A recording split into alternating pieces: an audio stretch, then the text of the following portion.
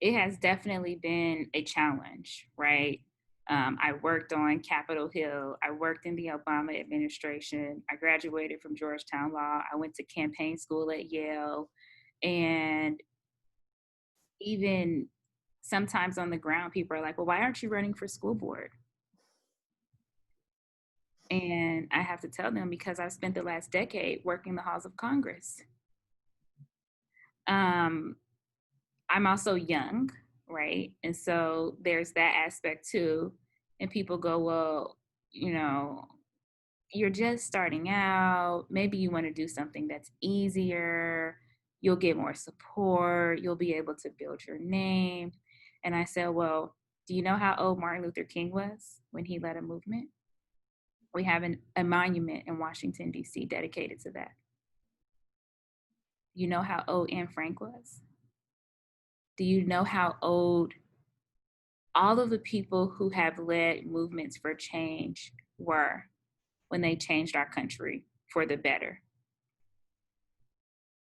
So not only is my age a non-factor, um, but I'm qualified. I'm qualified without the law degree, without the training at Yale. I'm qualified without Sherrod Brown, Kirsten Gillibrand, or Barack Obama on my resume or their names behind me with their endorsements. I'm qualified because I want to support my community. I'm qualified because I'm the granddaughter of sharecroppers who picked cotton so that I could go to college one day and be the first in my family to reach those achievements. I'm qualified because I live in a food desert and I know what it's like to struggle to get spinach, but I can get a Snickers bar down the street. I'm qualified because I go outside 3 times a week. I live 1 mile away from a sewage dump and it smells like sewage in the air. And I know what that means for Black and brown kids in my community who have asthma. I'm qualified because I'm ready to do the job that needs to be done. And my opponent isn't living up to his expectations.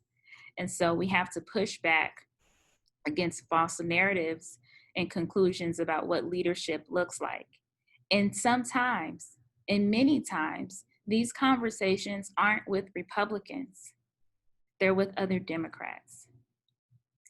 And convincing Democratic institutions to take a serious look at this race, an R+4 seat, a district Sherrod Brown won by 6 points, a district that has 2 HBCUs, a district with a 20% African American population, that I can do it, that I need their support. I need them to help me pay for mail. We need to make sure we're fighting, was exhausting. But like many battles that I've won before, I've learned how to find allies. And so when I can't get into a room and I can't get someone to pay attention to me, I find an ally who can. And a lot of movement occurred when I leaned on some allies who didn't realize their privilege and their power until they leaned in for me and got results. And it shocked them. And I said, see, I need your help.